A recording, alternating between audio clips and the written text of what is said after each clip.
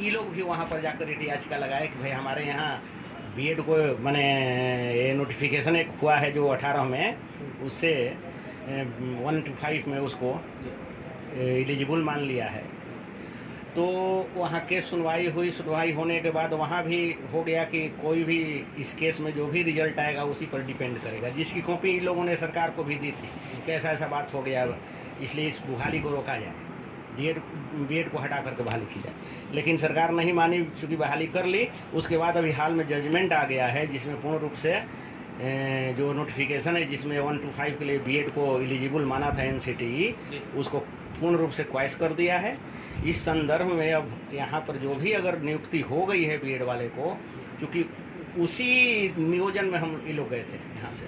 Sir आप ही ने suggest किया सुप्रीम कोर्ट में ऐसे ऐसे जाना चाहिए, ये इतना बड़ा जजमेंट आया, जजमेंट आने के बाद गवर्नमेंट को इस पे मान जाना चाहिए, बीपीएससी को इस पे मान जाना चाहिए, अभी तक वो क्यों अड़ी गई? इसका मतलब कोई प्रभाव नहीं पड़ रहा? नहीं, कोई प्रभाव नहीं पड़ रहा है। उसको तो ऑलरेडी बाहर कर करके फिर से माने उसी बहाली पर इन लोगों को आगे काउंसिलिंग करना चाहिए, क्योंकि माननीय सुप्रीम कोर्ट का आदेश है, पूरे देश पर लागू होता है।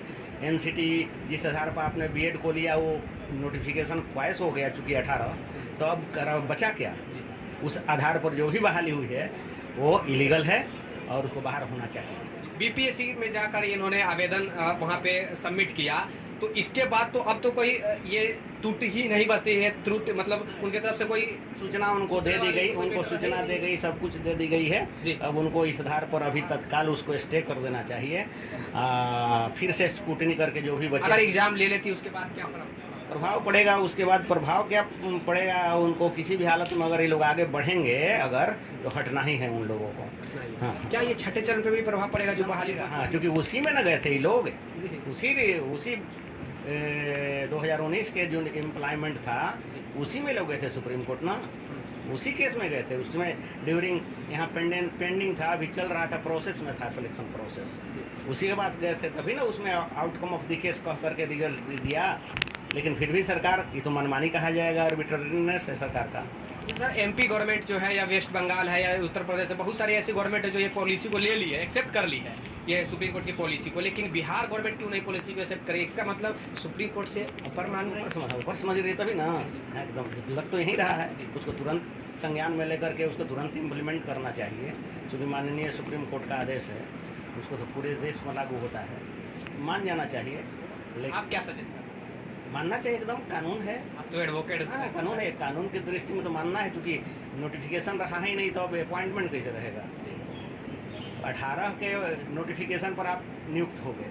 अच्छा सर, ऐसा हो सकता है कि प्रारंभिक 1 से 5 के ऊपर ये कानून मतलब जो भी आया, हाँ, उसके बाद 9, 10, 11, 12 के जो है वो प्रोसेस, हाँ, उसमें वो बहाल होंगे। उस पर तो कहबे किया है वो कि 5 के बाद इंटर तक लोग बहाल हो सकते हैं, तो लिखा है, उस पर कोई प्रभाव नहीं पड़ेगा। अच्छा, एक प्रश्न, लास्ट प्रश्न है, क्या ये बीपीएससी आवेदन में 8 लाख लोग आवेदन किए हैं बीपीएससी टीआरई में, जो कि ऑल ओवर इंडिया से आवेदन किए हैं, 800 रुपये लगभग आवेदन फीस जो था, लगभग 800 रुपया था, तो इतना बड़ा अमाउंट गवर्नमेंट के पास जो है कलेक्ट हुआ, कहीं ऐसा भी तो नहीं है कि वो बड़ा अमाउंट को बचाने के लिए एग्जाम लिया जा रहा है, बाद में जो भी हो देखा जाएगा?